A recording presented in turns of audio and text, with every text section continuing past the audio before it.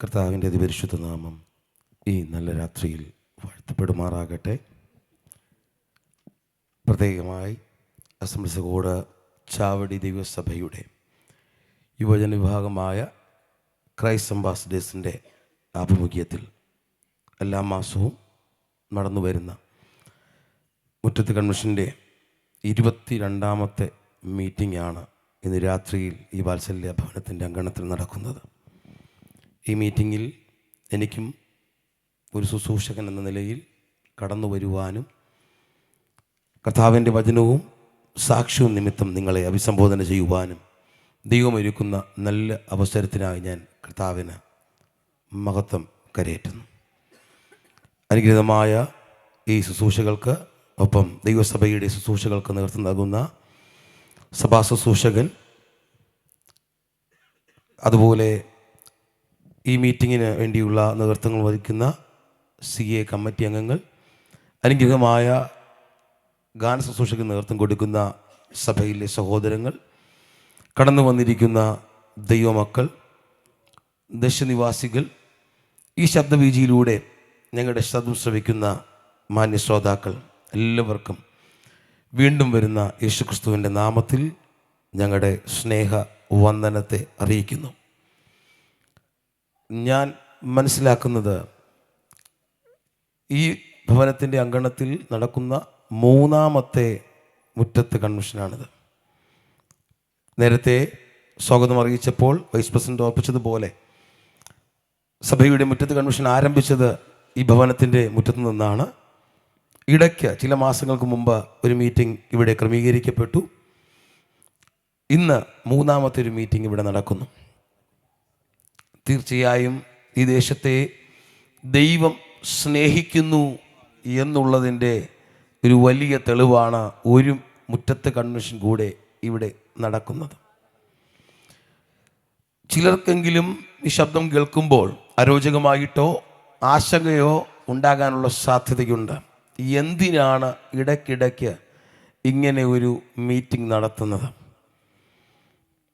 എൻ്റെ ചെറുപ്രായം മുതൽ ഈ ദേശത്തെക്കുറിച്ച് എനിക്കറിയാവുന്നത് കൊണ്ട് ഞാൻ മനസ്സിലാക്കിയിട്ടുള്ളൊരു കാര്യം, പല സഭകൾ, പല സംഘടനകൾ, പല ദൈവദാസന്മാർ, കൂട്ടായ്മകൾ പല ഭവനത്തിൻ്റെ അങ്കണങ്ങളിലും അതുപോലെ റോഡിൻ്റെ വശത്തുമൊക്കെ നിന്നിട്ട് ഒത്തിരി പ്രാവശ്യം സുവിശേഷം അറിയിച്ചിട്ടുള്ള ഒരു ദേശമാണ് ഈ ദേശം. ഈ ഭവനത്തിൻ്റെ അടുത്തുള്ള പല ഭവനങ്ങളിലും നമ്മുടെ ദൈവസഭയുടെ തന്നെ പല യോഗങ്ങളും നടന്നിട്ടുള്ളതാണ്. ഇനിയും ഒരു സുവിശേഷ യോഗത്തിന് പ്രസക്തിയുണ്ടോ എന്ന് ഇന്ന് രാത്രിയിൽ ആരെങ്കിലും ചോദിക്കുന്നുണ്ടെങ്കിൽ അതിന് മറുപടിയായി എനിക്ക് പറയാനുള്ള ഒരു കാര്യം, ദൈവം ഈ ദേശത്തിൽ ചിലരെ കൂടെ രക്ഷയുടെ പെട്ടകത്തിനുള്ളിലേക്ക് ആദായപ്പെടുത്തുവാൻ ആഗ്രഹിക്കുന്നു. ജീവിതത്തിലെ ഏതെങ്കിലും കാര്യങ്ങളോ ജീവിതത്തിൽ ഉണ്ടെന്ന് അഭിപ്രായപ്പെടുന്ന, പറയപ്പെടുന്ന സമ്പത്തോ പദവിയോ ഒന്നും കണ്ടിട്ടല്ല ദൈവം ആ ആഗ്രഹം മുന്നിലേക്ക് വയ്ക്കുന്നത്. പകരം നിങ്ങളുടെ വിലയേറിയ ജീവൻ നഷ്ടപ്പെട്ടു പോകാതെ ക്രിസ്തുവിൽ അത് സുരക്ഷിതമാക്കുവാൻ അവൻ ആഗ്രഹിക്കുന്നു. അതുകൊണ്ട് ഈ രാത്രിയിലും ഇപ്രകാരം ഇവിടെ ഒരു മീറ്റിംഗ് ക്രമീകരിക്കപ്പെടുവാൻ ദൈവത്തിന് ഹിതമായി. അതിനായി ഞാൻ കർത്താവിന് നന്ദി പറയുന്നു. പ്രത്യേകിച്ച് ഈ ഭവനത്തെ ഓർത്ത് ഞാൻ ദൈവത്തിന് മഹത്വം കരയറ്റുകയാണ്. കാരണം ദൈവദാസൻ ഇവിടെ ഓർപ്പിച്ചു, പലർക്കും പ്രാർത്ഥനകൾ നടത്തുവാനുള്ള പ്രായോഗികമായ പ്രതിസന്ധികൾ, ബുദ്ധിമുട്ടുകൾ പലതുണ്ട്. ഈ ഭവനത്തിലും സാഹചര്യങ്ങളൊക്കെ അനുകൂലമായതുകൊണ്ടല്ല ഈ രാത്രിയിൽ ഇങ്ങനെ ഒരു മീറ്റിംഗ് ഈ ഭവനത്തിൻ്റെ അങ്കണത്തിൽ ക്രമീകരിക്കപ്പെട്ടിരിക്കുന്നത്. പറയാൻ ചോദിച്ചാൽ ഒരുപാട് സാഹചര്യ തടസ്സങ്ങൾ ഉണ്ടെന്നിരിക്കലും ഈ രാത്രിയിൽ ഈ ഭവനത്തിൻ്റെ അങ്കണം കർത്താവിൻ്റെ നാമത്തിനു വേണ്ടി ഒരുക്കപ്പെട്ടതിനായി ഞാൻ കർത്താവിന് മഹത്വം കരയറ്റുകയാണ്. വേദപുസ്തകം പഠിക്കുമ്പോൾ വേദപുസ്തകത്തിൽ കർത്താവിന് വേണ്ടി, ദൈവത്തിനു വേണ്ടി, ദൈവനാമത്തിനു വേണ്ടി വിട്ടുകൊടുക്കപ്പെട്ടിട്ടുള്ള പല കാര്യങ്ങളുണ്ട്. പഴയ നിയമത്തിൽ ദിനവൃത്താന്ത പുസ്തകത്തിൽ ഒരു ഓബേദ് ഏദോമിനെ കാണുന്നുണ്ട്. അവൻ തൻ്റെ ഭവനം പെട്ടകം വെക്കാൻ വേണ്ടി 3 മാസത്തേക്ക് വിട്ടുകൊടുത്തു. അവിടെ രേഖപ്പെടുത്തിയിരിക്കുന്നത് ഇങ്ങനെയാണ്: ആ 3 മാസം കൊണ്ട് അവനെയും അവൻ്റെ കുടുംബത്തെയും ദൈവം അനുഗ്രഹിച്ചു. നിസ്സാരമായൊരു കാര്യമല്ലത്. ഞാൻ അതിലേക്ക് വിശദീകരണത്തിലേക്ക് കടക്കുന്നില്ല. പുതിയ നിയമത്തിലേക്ക് കടന്നു വരുമ്പോൾ മീൻ പിടിച്ചുകൊണ്ടിരുന്ന പത്രോസ് എന്ന് പറയുന്ന ഒരുവൻ താൻ വല കഴുകിക്കൊണ്ടിരിക്കുന്ന സമയം, ഫ്രീ സമയമാണ്, തൻ്റെ കരക്കടിപ്പിച്ച പടക് അല്പം നീക്കി കർത്താവിന് ശുശ്രൂഷയ്ക്ക് വേണ്ടി പ്രസംഗത്തിന് വേദിയായി വിട്ടുകൊടുത്തു. അതിനനന്തരം സംഭവിച്ചത്, കഴിഞ്ഞ ദിനങ്ങളിൽ ഒന്നും അവന് നേടാൻ കഴിയാത്ത ഒരു പെരുത്ത മീൻകൂട്ടത്തെ ആ ദിനത്തിൽ അവൻ്റെ ആ വള്ളത്തിനുള്ളിൽ കയറ്റുവാൻ ദൈവത്തിന് ഹിതമായി തീർന്നു. അങ്ങനെയെങ്കിൽ ഞാൻ വിശ്വസിക്കുന്നു 22 മീറ്റിങ്ങുകളിൽ 3 മീറ്റിങ്ങുകൾ ക്രമീകരിക്കപ്പെട്ട ഈ ഭവനത്തിൻ്റെ അങ്കണം ഒരുപക്ഷെ നമ്മുടെ ചിന്തയിൽ യാദൃച്ഛികമായി തോന്നിയേക്കാം. എന്നാൽ ഈ രാത്രിയിലും ഈ ഭവനം ഇതിനു വേണ്ടി ഒരുക്കപ്പെട്ടത് ഈ ഭവനത്തിന് ഒരു അനുഗ്രഹമായി മാറാൻ പോകുകയാണ്. സ്തോത്രം. നമ്മുടെ ഭവനങ്ങൾ ദൈവനാമത്തിനു വേണ്ടി, ദൈവവേലയ്ക്ക് വേണ്ടി, ദൈവത്തിൻ്റെ നാമത്തെ ഉയർത്തുവാൻ വേണ്ടി തുറക്കപ്പെടുന്നതെല്ലാം ദൈവത്താൽ അനുഗ്രഹിക്കപ്പെടുവാൻ ഇടയായി തീരട്ടെ. കഴിഞ്ഞ ദിനങ്ങൾക്ക് മുമ്പ് ഒരു അഭിഷക്തൻ പറഞ്ഞൊരു വാചകം ഞാനൊന്ന് ചേർത്ത് പറയാം. നമ്മുടെ വീടിൻ്റെയൊക്കെ മുൻപിൽ കറുത്ത നിറത്തിലുള്ള പന്തലുകൾ ക്രമീകരിക്കുന്നതിന് മുമ്പ് ഒരുപക്ഷെ അദ്ദേഹം പറഞ്ഞത് ഇങ്ങനെയാണ്. അദ്ദേഹം മധ്യ തിരുവിതാംകൂറിലൊരു ദൈവദാസനാണ്. അവിടെയൊക്കെ കാണാറുള്ള ഒരു കാഴ്ച ഇങ്ങനെ ഉണ്ട്: കറുത്ത പന്തൽ ഒരുക്കുന്നതിന് മുമ്പ് സുവിശേഷ യോഗത്തിന് വേണ്ടി വെളുത്ത പന്തൽ ഒരുക്കാൻ കഴിഞ്ഞാൽ അതൊരു വലിയ ഭാഗ്യമാണ്. കറുത്ത പന്തൽ ഒരുക്കപ്പെടുന്നത് എപ്പോഴാണെന്ന് നമുക്കറിയാം, ശവസംസ്കാര ശുശ്രൂഷകൾക്ക് വേണ്ടിയാണ്. വെളുത്ത പന്തൽ ഒരുക്കപ്പെടുന്നത് നല്ല കാര്യങ്ങൾക്ക് വേണ്ടിയാണ്. സ്തോത്രം. അതുകൊണ്ട് നമ്മുടെ ഭവനങ്ങളുടെ മുൻപിൽ ആ കറുത്ത പന്തലുകൾ ഒരുങ്ങുന്നതിനേക്കാൾ കൂടുതൽ, അല്ലെങ്കിൽ വേഗത്തിൽ, അതിന് മുമ്പ് വെളുത്ത പന്തലുകൾക്ക് വേണ്ടി സുവിശേഷം ഘോഷിപ്പാൻ വേണ്ടി ഒരുക്കപ്പെട്ടാൽ അത് സ്വർഗത്തിൽ നമ്മെ അനുഗ്രഹിക്കാൻ ഒരു കാരണമായി തീരും. ചിലരെ കൂടെ ദേശത്തു നിന്ന് കർത്താവിന് വേണ്ടി പ്രയോജനപ്പെടുത്തുവാൻ കാരണമായി തീരും. അതുകൊണ്ട് ഇന്ന് രാത്രിയിലും ഈ ചിലവിടുന്ന സമയങ്ങളും സാഹചര്യങ്ങളും കർത്താവിൻ്റെ നാമം ദേശത്തിൽ വിശാലമായി തീരുവാൻ ഇടയായി തീരട്ടെ എന്ന് പ്രാർത്ഥിക്കുന്നു. ഈ രാത്രിയിലെ ചിന്തയ്ക്ക് ആധാരമായി ഒരു വേദ ഭാഗത്തിലേക്ക് നമ്മുടെ ശ്രദ്ധയെ കൊണ്ടുതരാം. തെസ്സലോനിക്കർക്ക് എഴുതിയ 1-ാമത്തെ ലേഖനം, അതിൻ്റെ 4-ാം അധ്യായം 13 മുതൽ 18 വരെയുള്ള ഭാഗങ്ങളാണ് ഇന്നത്തെ ചിന്തയ്ക്ക് ആധാരമായി എടുത്തിരിക്കുന്നത്. എന്നാൽ സമയം അത്രയും നമ്മുടെ മുൻപിൽ ഇല്ലാത്തത് കൊണ്ട് അതിൻ്റെ 13, 16, 17 വാക്യങ്ങൾ, 1 തെസ്സലോനിക്കർ 4-ന്റെ 13, 16, 17 വാക്യങ്ങൾ ശബ്ദം ഉയർത്തി ഒരാൾ വായിച്ച് സഹായിക്കുമല്ലോ. സഹോദരന്മാരെ, നിങ്ങൾ പ്രത്യാശയില്ലാത്ത മറ്റുള്ളവരെ പോലെ ദുഃഖിക്കാതിരിക്കേണ്ടതിന് നിദ്ര കൊള്ളുന്നവരെ കുറിച്ച് അറിവില്ലാതിരിക്കരുത് എന്ന് ഞങ്ങൾ ആഗ്രഹിക്കുന്നു. കർത്താവ് താൻ ഗംഭീരനാദത്തോടും പ്രധാന ദൂതന്റെ ശബ്ദത്തോടും ദൈവത്തിന്റെ കാഹളത്തോടും കൂടെ സ്വർഗത്തിൽ നിന്ന് ഇറങ്ങി വരികയും ക്രിസ്തുവിൽ മരിച്ചവർ മുമ്പ് ഉയർത്തെഴുന്നേൽക്കുകയും ചെയ്യും. പിന്നെ ജീവനോടെ ശേഷിക്കുന്ന നാം അവരോടൊരുമിച്ച് ആകാശത്തിൽ കർത്താവിനെ എതിരേൽപ്പാൻ മേഘങ്ങളിൽ എടുക്കപ്പെടും. കണ്ണുകൾ ദൈവത്തിന്റെ സന്നിധിയിൽ അടയ്ക്കാം. ഒരു നിമിഷം പ്രാർത്ഥിക്കാം. ഈ രാത്രിയിൽ നമ്മോട്, ഈ ദേശത്തോട് ദൈവത്തിൻ്റെ സത്യസുവിശേഷം മറനീക്കി വെളിപ്പെട്ടു വരേണ്ടതിന് ഒരു നിമിഷം നമുക്ക് പ്രാർത്ഥിക്കാം. നിത്യനായ ദൈവമേ, സ്വർഗീയ പിതാവേ, ഈ നല്ല രാത്രിക്കായി നന്ദിയോടെ സ്തോത്രം ചെയ്യുന്നു.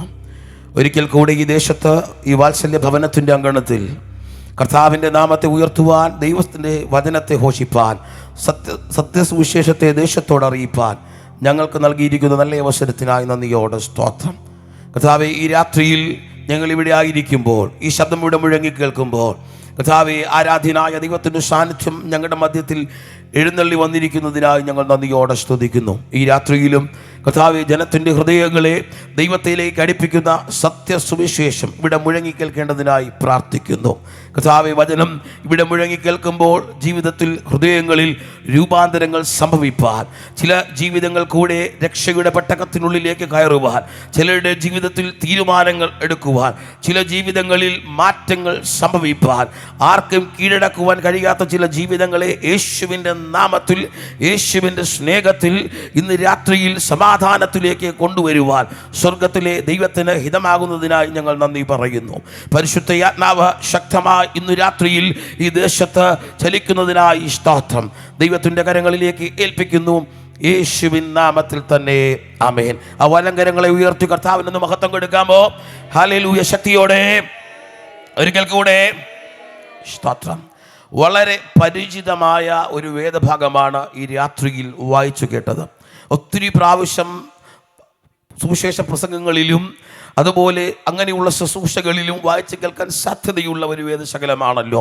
ഇന്ന് രാത്രിയിൽ അതുകൊണ്ട് വളരെ ശ്രദ്ധയോടെ ഇരിക്കുക. പരിശുദ്ധാത്മാവ് ഇവിടെ ഈ അങ്കണത്തിൽ ആയിരിക്കുന്നവരോടും ഈ ശബ്ദത്തിൻ്റെ പരിധിയിലായിരിക്കുന്നവരോടും ഒരുപോലെ സംസാരിപ്പാൻ ഇടയായി തീരട്ടെ.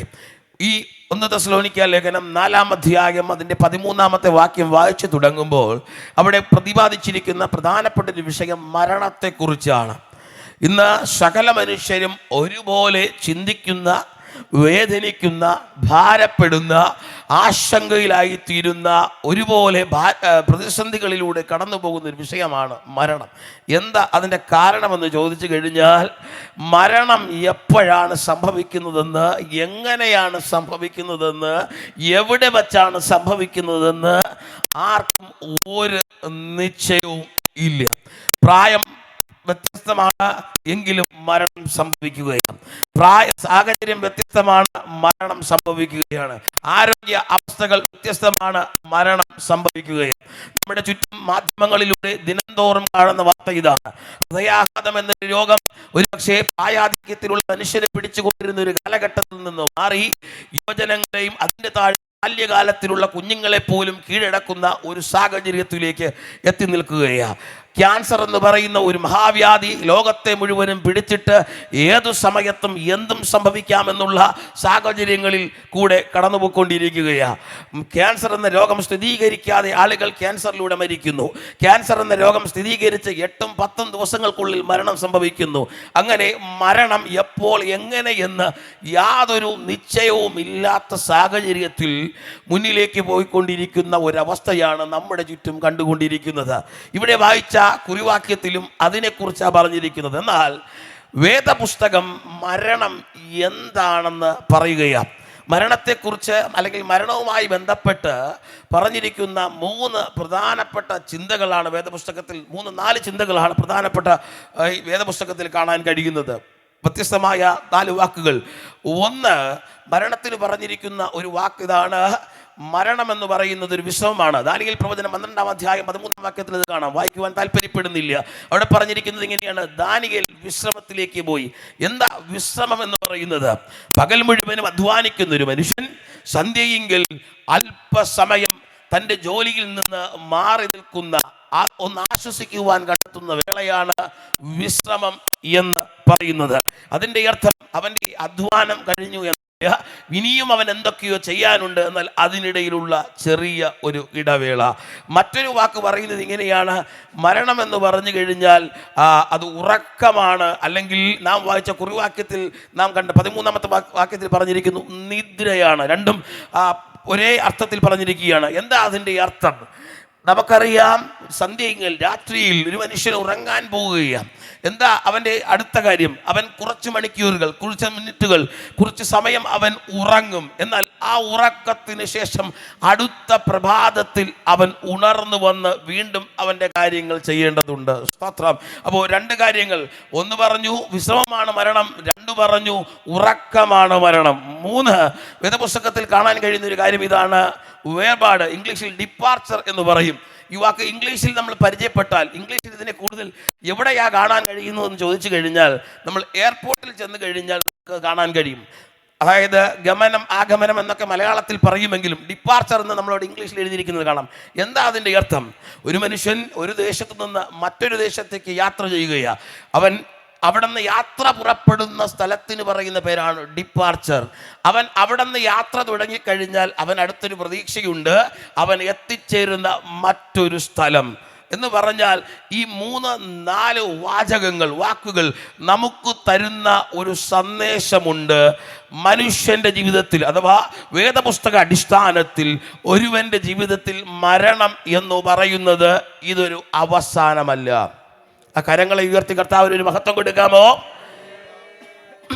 സകല മാനവരാശിയും സകല മനുഷ്യരും ഒരുപോലെ ഭയത്തോടെ നോക്കിക്കാണുന്ന ഒരു കാര്യമാണ് മരണം. പക്ഷേ വേദപുസ്തകം പറയുന്നു, ഒരുവൻ്റെ ജീവിതത്തിൽ മരണം എന്ന് പറയുന്നത് അവൻ്റെ ജീവന്റെ അവസാനം അല്ല.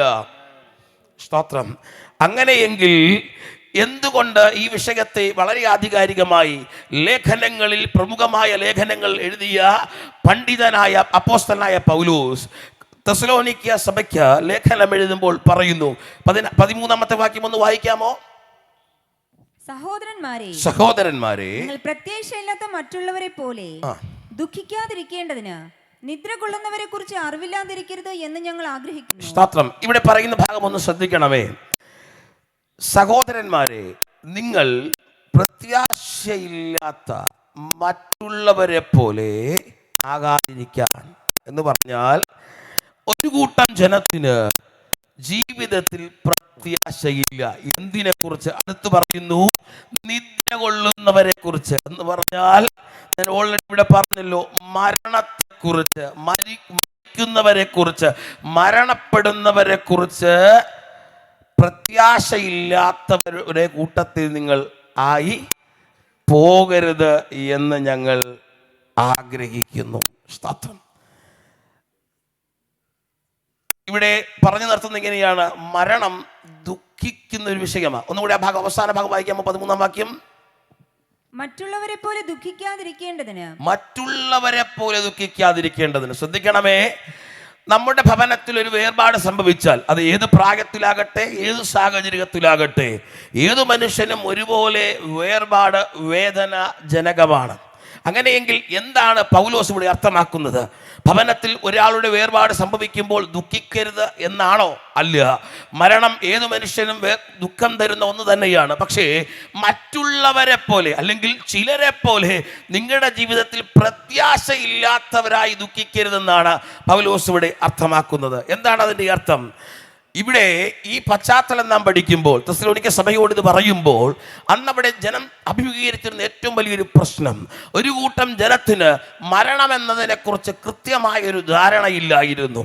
ചിലരെ സംബന്ധിച്ചിടത്തോളം അവർ മനസ്സിലാക്കിയത് മരണമെന്നത് ജീവിതത്തിൻ്റെ അവസാനം എന്നതാണ്. അതിനപ്പുറത്തേക്കൊന്നുമില്ല. അതുകൊണ്ട് ആ മനുഷ്യൻ്റെ എല്ലാം കഴിയുന്നു. എന്നാൽ മറ്റൊരു കൂട്ടർ ചിന്തിക്കുകയാണ്, മറ്റൊരു കൂട്ടരുടെ ഒരു പ്രശ്നം എന്ന് പറഞ്ഞാൽ, മരണം കഴിഞ്ഞാൽ, അല്ലെങ്കിൽ മരണം സംഭവിച്ചു കഴിഞ്ഞാൽ അതിനപ്പുറത്ത് എന്താണ് എന്ന് ചോദിച്ചാൽ അവർ പറയും, ഐ ഡോണ്ട് നോ, എനിക്കറിയില്ല മരണം കഴിഞ്ഞാൽ എന്താണെന്ന്. ഈ രണ്ട് സാഹചര്യങ്ങളുടെയും മുൻപിൽ, ഒരു സാമൂഹികമായ പ്രശ്നമാണിത്. ഈ രണ്ട് സാഹചര്യങ്ങളുടെയും മുൻപിൽ ആശയക്കുഴപ്പത്തിൽ നിൽക്കുന്ന ഒരു സമൂഹത്തെ നോക്കിയിട്ടാണ് പൗലോസ് പറയുന്നത്, അല്ലയോ ദൈവമക്കളെ, അല്ലയോ പ്രിയ സഹോദരങ്ങളെ, അവരുടെ ജീവിതത്തിൽ അവർക്ക് പറയാൻ രണ്ട് മറുപടിയേ ഉള്ളൂ: മരണം അവസാനമാ, അല്ല മരണം എന്താണെന്ന് എനിക്കറിയില്ല, അതിനപ്പുറം എന്താണെന്നറിയില്ല. പക്ഷേ നിങ്ങൾ ഒന്നും അറിയാത്ത അവരെ പോലെ ആകരുത് എന്ന് എനിക്ക് നിർബന്ധം ഉണ്ട്. അങ്ങനെയെങ്കിൽ എന്താണ് മരണം? മരണത്തിനപ്പുറം എന്താണെന്ന് പൗലോസ് തന്നെ പറയുന്നു. വായിച്ചു നോക്കാം 16-ാമത്തെ വാക്യം.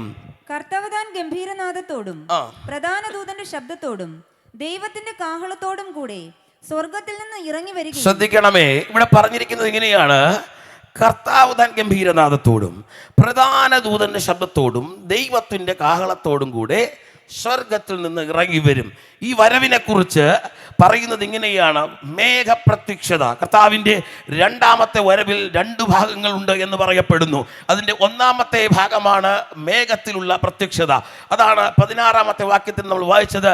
താൻ വരുന്നത് ഗംഭീരനാദത്തോടെ, പ്രധാന ദൂതന്റെ ശബ്ദത്തോടെ, സ്വർഗത്തിൽ നിന്ന് താൻ മേഘത്തിൽ വരുന്നു. ഈ പറയുന്നത് രണ്ടാമത്തെ വരവാണ്. അപ്പോൾ ഞാൻ രണ്ടാമത്തെ വരവെന്ന് പറയുമ്പോൾ ന്യായമായും ഒരു ചോദ്യം കാണാം, അല്ലയോ ദൈവദാസനെ, ഈ രണ്ടാമത്തെ വരവാണല്ലോ ഇത്. അങ്ങനെയാണെങ്കിൽ എപ്പോഴാ ഒന്നാമത് വന്നത്? എന്തിനാ ഒന്നാമത് വന്നത്? എങ്ങനെയാ ഒന്നാമതായി വന്നത്? സ്തോത്രം. തീർച്ചയായും അതിന് ചില മറുപടികൾ നൽകിയതിന് ശേഷം ഞാൻ ഇവിടേക്ക്, ഈ വിഷയത്തിലേക്ക് മടങ്ങി വരാം. എന്താ ഒന്നാമതായി യേശു ഭൂമിയിലേക്ക് വരാനുള്ള കാരണം? വേദപുസ്തകം പഠിക്കുമ്പോൾ വേദപുസ്തകത്തിൽ ആദ്യത്തെ പുസ്തകമായ ഉൽപ്പത്തി പുസ്തകം വായിച്ചു തുടങ്ങുമ്പോൾ ഇങ്ങനെ വായിക്കുന്നു: ആദിയിൽ ദൈവം ആകാശവും ഭൂമിയും സൃഷ്ടിച്ചു. രണ്ടാമത്തെ വാക്യം വായിക്കുന്നത് ഇങ്ങനെയാണ്: ഭൂമി പാഴായും ശൂന്യമായും തീർന്നു എന്നാണ് അതിൻ്റെ ഒറിജിനൽ പരിഭാഷ. എന്ന് പറഞ്ഞാൽ എങ്ങനെയോ മനോഹരമായിരുന്ന ഭൂമി, ശ്രേഷ്ഠകരമായിരുന്ന ഒരു ഭൂമി, രണ്ടാമത്തെ വാചകം പറഞ്ഞു നിർത്തുന്നത് ഇങ്ങനെയാണ്: പാഴും ശൂന്യവുമായി. എന്ന് പറഞ്ഞാൽ അതിന് എന്തിനു വേണ്ടിയാണോ സൃഷ്ടിച്ചത്, എന്തിനു വേണ്ടി പദ്ധതിയിട്ടാണോ അതിനെ ഒരുക്കിയത്, അതിന് ഉപയോഗിക്കാൻ കഴിയാത്ത തരത്തിൽ അത് ഉപയോഗശൂന്യമായി തീർന്നു. സ്തോത്രം. അതിൻ്റെ വിശദ അംശങ്ങളിലേക്ക് കടക്കുമ്പോൾ മനസ്സിലാക്കുവാൻ കഴിയുന്ന ഒരു കാര്യം, ദൈവത്തിൻ്റെ പദ്ധതിയിൽ ദൈവത്തിന് ഏറ്റവും ശ്രേഷ്ഠകരമായ സൃഷ്ടിപ്പുകൾ, ഒത്തിരി സൃഷ്ടികൾ നടത്തിയതിൽ ഭൂമിക്ക് പ്രത്യേകമായ ചില ഉദ്ദേശങ്ങളുണ്ടായിരുന്നു. എന്നാൽ പിശാച് അതിനെ തകിടം മറിച്ചു കളഞ്ഞു. അതിനനന്തരമായി വീണ്ടും ഭൂമിയെ രൂപമാറ്റം വരുത്തി അതിൽ ദൈവം പല സൃഷ്ടികളും നടത്തി. അതിനകത്ത് 6 ദിവസത്തെ സൃഷ്ടിപ്പുകളെ കുറിച്ച് അവിടെ കാണുവാൻ കഴിയുന്നു. അതിൽ സൃഷ്ടികളിൽ ഏറ്റവും മഹത്തരമായ ഒന്നായിരുന്നു മനുഷ്യൻ. എന്തിനു വേണ്ടി മനുഷ്യനെ സൃഷ്ടിച്ചു എന്ന് ചോദിച്ചാൽ ഉൽപ്പത്തി പുസ്തകത്തിൽ വായിക്കുന്നത് ഇങ്ങനെയാണ്: ദൈവത്തോട് ചേർന്നിരിപ്പാൻ, ദൈവത്തിൻ്റെ പാത്രമായിരിക്കാൻ, ദൈവത്തിന് പ്രിയപ്പെട്ടവരായിരിക്കാൻ ദൈവം മനുഷ്യനെ സൃഷ്ടിച്ചു. അവിടെ പറയുന്നത് ഇങ്ങനെയാണ്: എല്ലാ ദിവസവും ആ ദൈവം മനുഷ്യനെ ആക്കിയ സ്ഥലത്തേക്ക് ദൈവം കടന്നു വന്ന് അവരോടൊപ്പം നല്ലൊരു കൂട്ടായ്മ ആചരിച്ചിരുന്നു. പക്ഷേ അതിനിടയിൽ ഒരു നാളിൽ അവനും ദൈവവുമായിട്ടുള്ള ബന്ധത്തെ തകർക്കുവാൻ പിശാച് അവിടേക്ക് കടന്നു വന്നു. പിശാച് അവന്റെ വിത്തുകൾ വിതച്ച് മനുഷ്യനെ പാപമെന്ന അവസ്ഥയിലേക്ക് തള്ളിയിട്ട് ദൈവത്തിൽ നിന്ന് കളഞ്ഞു. സ്തോത്രം. എന്നാൽ സ്നേഹവാനായ ദൈവത്തിന് വലിയൊരു പ്രതീക്ഷയും ആഗ്രഹവും ഉണ്ടായി. നഷ്ടപ്പെട്ടു പോയ, പാപത്തിൽ ആണ്ടുപോയ മനുഷ്യനെ പാപത്തിൽ തള്ളിക്കളയാതെ അവനെ വീണ്ടെടുപ്പാൻ ഇടയായി തീരണം. അങ്ങനെ ആദ്യമായി ഏദനിൽ ദൈവം ഒരുക്കിയ ഒരു അവസ്ഥയാണ് യാഗം. ആദ്യമായി ഒരു യാഗവസ്തുവായി അവിടെ നുറങ്ങപ്പെട്ടത് ഒരു മൃഗമാണ്. എന്തിനു വേണ്ടി എന്ന് ചോദിച്ചാൽ, നഗ്നരെന്ന് തിരിച്ചറിഞ്ഞ ആദാമിനെയും ഹവ്വായെയും ഉടുപ്പിപ്പാൻ ഒരു തോൽ ഉണ്ടാക്കുവാൻ വേണ്ടി. എന്നാൽ അതിനനന്തരമായി വീണ്ടും അവിടെ നമുക്ക് മനസ്സിലാക്കുവാൻ കഴിയുന്ന അടുത്ത തലമുറകളിലേക്ക് ഈ പാപം കിടന്നു. അതിനനുസരിച്ച് അടുത്ത തലമുറകളിലേക്ക് യാഗവും ദൈവം ഒരുക്കി വെച്ചു. ഓരോ തലമുറകളിലും വീഴ്ചകൾ അറിഞ്ഞോ അറിയാതെ സംഭവിക്കുമ്പോൾ പരിഹാരമായിട്ട് ദൈവത്താൽ നിയമിതമായ യാഗമെന്നൊരവസ്ഥയുണ്ടായിരുന്നു. എന്താ ഈ യാഗം? തെറ്റിദ്ധരിക്കപ്പെടാതിരിക്കാൻ ഞാൻ അതിനെ ഒന്ന് വിശദീകരിക്കാം. ഒരു മനുഷ്യൻ പാപം ചെയ്താൽ അവൻ അതിന് തത്തുല്യമായ മൃഗത്തെയോ പക്ഷിയെയോ ദൈവത്തിന് യാഗം കഴിക്കണം. അത് ഒരു നിയമമായി വയ്പ്പാൻ ഇടയായി തീർന്നു. എന്നാൽ കാലാന്തരത്തിൽ സംഭവിച്ചത് എന്താണെന്ന് ചോദിച്ചു കഴിഞ്ഞാൽ, പാപം പെരുകി, യാഗം പെരുകി. എന്താ കാരണം? ഇതൊരു ബിസിനസ്സായി മാറി.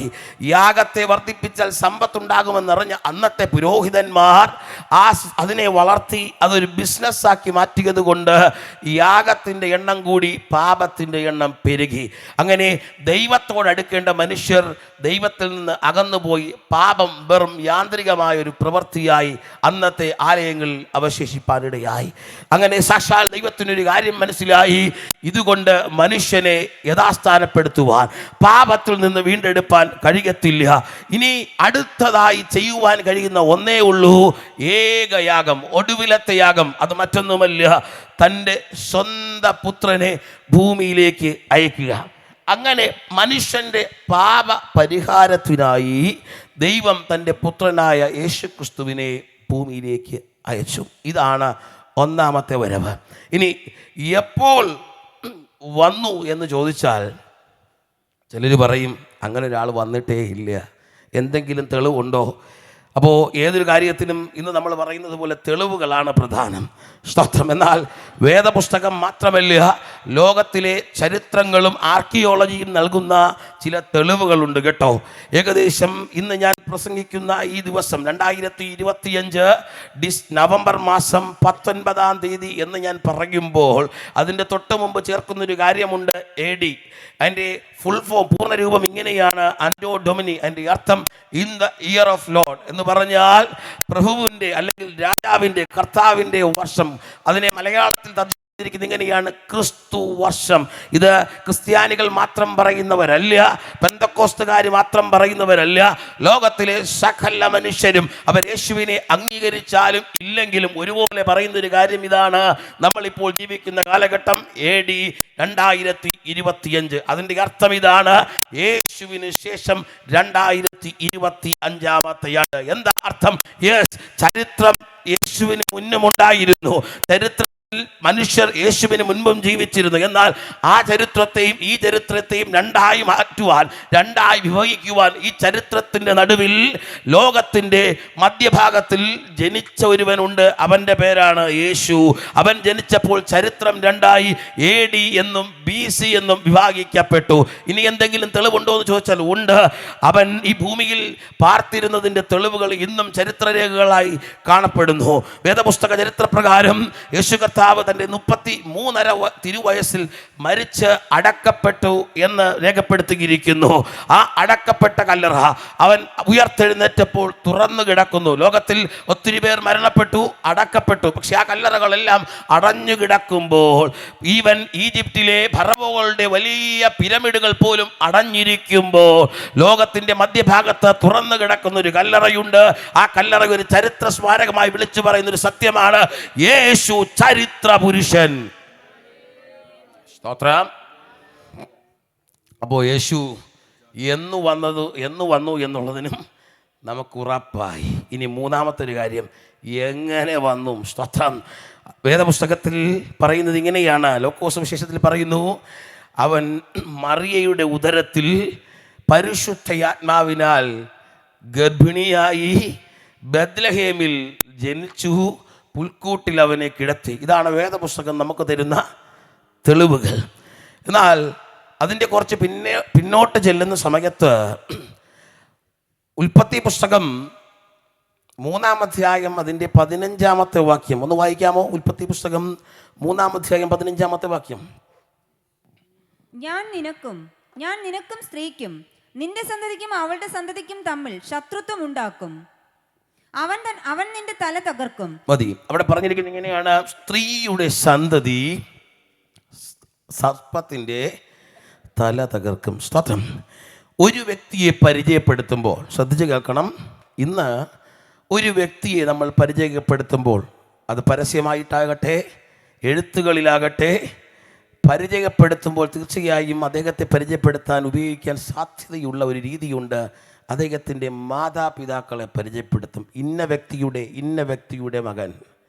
പക്ഷേ വേദപുസ്തകത്തിൽ അല്ലെങ്കിൽ ലോകചരിത്രത്തിൽ തന്നെ സ്ത്രീയുടെ സന്തതി എന്ന് പറഞ്ഞ് പരിചയപ്പെടുത്തിയിരിക്കുന്ന 2 വ്യക്തികളുണ്ട്. അതിൽ പ്രധാനപ്പെട്ട ഒരു വ്യക്തി എന്ന് പറയുന്നത് യേശുവാണ്. യേശുവിനെ കുറിച്ച് 2 പ്രവചനങ്ങൾ കാണാൻ കഴിയും. ഒന്ന് യെശയ്യാ പ്രവചനത്തിലാണ്. എന്നാൽ അതിനു മുമ്പ് ഉൽപ്പത്തി പുസ്തകത്തിൽ ഇപ്പോൾ നാം വായിച്ചു കേട്ടു, സ്ത്രീയുടെ സന്തതി എന്ന് പറഞ്ഞാൽ അതിലൊരു പുരുഷൻ്റെ സാന്നിധ്യമില്ല. ഒരു സ്ത്രീയുടെ സന്തതി ജനിക്കും, അവൻ സർപ്പത്തിൻ്റെ തല തകർക്കും. യെശയ്യാ പ്രവചനത്തിൽ പറയുന്നു, കന്യക ഗർഭിണിയാകും. മെഡിക്കൽ ശാസ്ത്രത്തോട് ചോദിച്ചാൽ പറയും, നോ, നെവർ, അതിനൊരു സാധ്യത ഇല്ല. ഇന്നത്തെ കാര്യമല്ല കേട്ടോ പറയുന്നത്. ഇന്നതിന് സാധ്യതകൾ, ടെക്നിക്കുകൾ അല്ലെങ്കിൽ ശാസ്ത്രം പുരോഗമിച്ചു. പക്ഷേ ഇത് എഴുതപ്പെട്ട, വായിച്ചു കേൾക്കപ്പെട്ട കാലഘട്ടത്തിൽ ചോദിച്ചാൽ പറയില്ല, അങ്ങനെ ഒരു സാധ്യതയില്ല. പക്ഷേ ഇതാ കേട്ടോളൂ. എങ്ങനെ യേശു ഭൂമിയിൽ ജനിച്ചു എന്ന് ചോദിച്ചാൽ, യേശു ജനിക്കുന്നതിന് ഏകദേശം 750 വർഷങ്ങൾക്ക് മുൻപ് ജീവിച്ചിരുന്ന പ്രവാചകനായ യെശയ്യാവ് രേഖപ്പെടുത്തി, കന്യക ഗർഭിണിയായി ഒരു മകനെ പ്രസവിക്കും. ഒരു കുഞ്ഞിനെ പ്രസവിക്കും. അതാണോ പെണ്ണോ ആയിരിക്കുമെന്നല്ല, അതൊരു മകനായിരിക്കുമെന്ന് കൃത്യമായി പറയുന്നു. തീരുന്നില്ല, അതാരെന്നുകൂടെ പറയുക.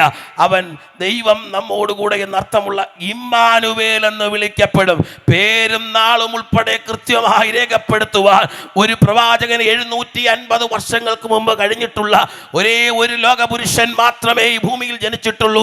അവൻ്റെ പേരാണ് ഇന്നു രാത്രിയിലും ഞാൻ ഉയർത്തി കാണിക്കുന്ന യേശു ക്രിസ്തു. അപ്പോൾ വൈദ്യശാസ്ത്രത്തിൻ്റെ കണക്കുകൂട്ടലുകൾക്കപ്പുറമായി ലോകചരിത്രത്തിൻ്റെ മധ്യഭാഗത്തിൽ സകല മനുഷ്യരുടെയും പാപത്തിൻ്റെ പരിഹാരമായി ഈ ഭൂമിയിൽ പിറന്നവനാണ് യേശു. അവൻ്റെ ആ വരവിനെയാണ് 1-ാമത്തെ വരവായി നമുക്ക് കണക്കാക്കുവാൻ കഴിയുന്നത്. സ്തോത്രം. യേശു വന്നു, എന്തു ചെയ്തു? യേശു വന്നു 33.5 വർഷം വരെ ഭൂമിയിൽ ജീവിച്ചു. 33.5 വർഷത്തിൽ 3.5 വർഷമാണ് യേശു കർത്താവ് ശുശ്രൂഷ ചെയ്തത് എന്ന് നമുക്കറിയാം. ആ 3.5 വർഷത്തിൽ ഒത്തിരി ശുശ്രൂഷകൾ, യാത്രകൾ നടത്തി, ഒത്തിരി രോഗികളെ സൗഖ്യമാക്കി, ഒത്തിരി വിടുതലുകൾ ചെയ്തു, ഒത്തിരി ഭവനങ്ങൾ സന്ദർശിച്ചു, ഒത്തിരി ജീവിതങ്ങൾക്ക് മാറ്റം വരുത്തി. എന്നാൽ യേശു വന്നതിൻ്റെ ആത്യന്തിക ലക്ഷ്യം എന്ന് പറയുന്നത് ഒന്ന് മാത്രമായിരുന്നു: സകല മാനവരാശിക്കും പാപത്തിൻ്റെ പരിഹാരമായി തൻ്റെ ജീവനെ നൽകുവാൻ വേണ്ടിയാണ്. അത് തൻ്റെ 33 തിരുവയസ്സിൽ താൻ നിർവഹിച്ചു.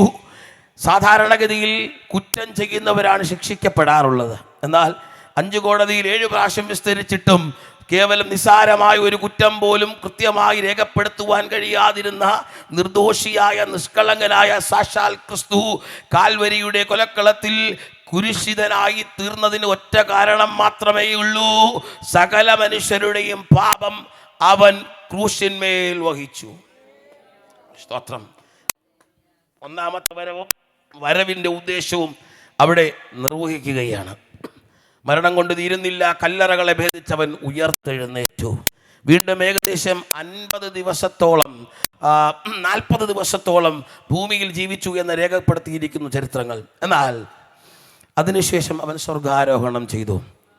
അവിടെയും ചിലർക്കൊരു ചോദ്യം ഉണ്ടാകാം, എന്തിനാ ദിവാസനെ ഈ യേശു പോയത്? ഈ പോയി വന്നും വലിയ ബുദ്ധിമുട്ടുള്ള പരിപാടിയല്ലേ, ഇവിടെ അങ്ങ് കണ്ടിന്യൂ ചെയ്താൽ പോരായിരുന്നു? നല്ല ചോദ്യമാണ്, കേൾക്കാൻ അല്പം രസമൊക്കെ ഉണ്ട്. പക്ഷേ പോകുന്നതിന് മുമ്പ് യേശു കർത്താവ് പറഞ്ഞു, ഞാൻ പോയി നിങ്ങൾക്ക് സ്ഥലമൊരുക്കും. എന്താ സ്ഥലമൊരുക്കുന്ന ആവശ്യകത? ഞാൻ ഓർപ്പിച്ചല്ലോ, ഈ ഭൂമി അത് നാശമായി. ഇത് മനുഷ്യന് സ്ഥിരമായി വാസം ചെയ്യാൻ യോഗ്യമല്ലാത്തൊരു സ്ഥലമായി. അതെന്താ അങ്ങനെ പറയുന്നത്? തെളിവുകൾ ഒത്തിരിയുണ്ട് കേട്ടോ. സ്തോത്രം. നമ്മുടെ ചുറ്റും കാണുന്ന സാമൂഹികമായ പ്രതിസന്ധികൾ തന്നെയാണ് അതിനുള്ള ഏറ്റവും വലിയ തെളിവുകൾ. ഓരോ വർഷം കഴിയും തോറും ഈവൻ നമ്മുടെ ദൈവത്തിൻ്റെ സ്വന്തം നാടെന്നറിയപ്പെടുന്ന കൊച്ചു കേരളത്തെ പോലും പിടിച്ചു കുലുക്കുന്ന പുതിയ പുതിയ പ്രതിസന്ധികൾ വരികയാണ്. 2017 എന്ത് വന്നു? 2017 ഓഹി വന്നു. 2018 എന്ത് വന്നു? ആദ്യത്തെ പ്രളയം വന്നു. 2019 എന്ത് വന്നു? കോവിഡ് വന്നു. 2019 വന്ന കോവിഡ് ഏകദേശം 2022 വരെ ഇങ്ങനെ മുന്നോട്ട് പോയി. വീണ്ടും 2023 തൊട്ട് തുടർച്ചയായിട്ട് എല്ലാ വർഷവും പ്രളയം വരുന്നുണ്ട്. സ്തോത്രം. ഇതിൻ്റെ ഇടയിലാണ് നിപ്പ വന്നത്. ഇതിൻ്റെ ഇടയിലാണ് ഇപ്പം മസ്തിഷ്ക ജ്വരം വന്നത്. ഇങ്ങനെ ഓരോ ആളുകളായി വന്നു പോയിക്കൊണ്ടിരിക്കുകയാണ്. കുറേ പേരെ കൂടെ കൊണ്ടുപോകുന്നുണ്ട്. ഇതെല്ലാം പറയുന്നൊരു കാര്യമുണ്ട്, ഈ ഭൂമി മനുഷ്യന് നിരന്തരവാസത്തിന്, ദീർഘവാസത്തിന് യോഗ്യമല്ല. രോഗങ്ങൾ പെരുകുകയാണ്. ഇന്നലത്തെ അവസ്ഥയല്ല ഇന്നത്തെ അവസ്ഥ. നിൽപ്പിൽ മനുഷ്യൻ കുഴഞ്ഞു വീണ് മരിക്കുകയാണ്. മരണം കഴിഞ്ഞിട്ടും ദിവസങ്ങൾ കഴിഞ്ഞിട്ടും പോസ്റ്റ്മോർട്ടം റിപ്പോർട്ടിൽ പോലും പല മരണകാരണങ്ങളും കണ്ടെത്താൻ കഴിയാത്ത അവസ്ഥയിൽ സാഹചര്യങ്ങൾ നീങ്ങിക്കൊണ്ടിരിക്കുകയാണ്. അതുകൊണ്ടാണ് പറയുന്നത്, ഇത് മനുഷ്യന് യോഗ്യമല്ലാത്തൊരു കാലം. സ്തോത്രം. തീരുന്നില്ല. ഇന്നലത്തെ വാർത്ത നിങ്ങൾ ശ്രദ്ധിച്ച് കാണുമെന്ന് ചിന്തിക്കുന്നു. അങ്കണവാടിയിൽ ജീവിതത്തിൽ ജീവിക്കാൻ ബുദ്ധിമുട്ടായതുകൊണ്ട് ജോലിക്ക് പോയിട്ട് വരുന്ന ടീച്ചറിൻ്റെ കഴുത്തിൽ കിടന്ന മാല കൊണ്ടുപോയി. എന്താ അർത്ഥം? ജീവിക്കാൻ കഴിയാത്തൊരു സാഹചര്യം. സ്നേഹിതനായി, സഹോദരനായി, അയൽക്കാരനെ കാണാൻ കഴിഞ്ഞിരുന്നെങ്കിൽ ഇത് കഴിയുമോ? ഇല്ല. മനുഷ്യനെ ദ്വേഷിക്കുന്ന, മനുഷ്യനെ ദ്രോഹിക്കുന്ന, സ്വന്തം നിലനിൽപ്പിന് വേണ്ടി എന്തും ചെയ്യുന്നൊരു സാഹചര്യത്തിലേക്ക് മാറിയ ഒരു ലോകത്തിൽ നമ്മൾ എത്തിയിരിക്കുകയാണ്. അതാ പറഞ്ഞത്, ഇത് മനുഷ്യന് വാസയോഗ്യമല്ലാത്തൊരു സ്ഥലമായി മാറിയിരിക്കുകയാണ്. അതുകൊണ്ട് ദൈവം പറഞ്ഞു, ഞാൻ എൻ്റെ തലമുറകൾക്ക്, എൻ്റെ മക്കൾക്ക് വേണ്ടി ഒരു സ്ഥലം ഒരുക്കാൻ പോകുകയാണ്. ഒരുക്കി കഴിഞ്ഞിട്ട് ഞാൻ തിരിച്ചു വരും. സ്തോത്രം. ഹല്ലേലൂയ. ഒരുക്കി കഴിഞ്ഞിട്ട് ഞാൻ തിരിച്ചു വരും. ആ വരവിനെ കുറിച്ചാണ് നമ്മൾ 16-ാമത്തെ വാക്യത്തിൽ വായിച്ചത്. സ്തോത്രം. അപ്പോൾ അവൻ പോയത് എന്തിനാണെന്ന് മനസ്സിലായല്ലോ, എന്തുകൊണ്ട് പോകേണ്ടി വന്നു എന്ന് മനസ്സിലായല്ലോ. അവൻ സ്ഥലമൊരുക്കാൻ പോയി.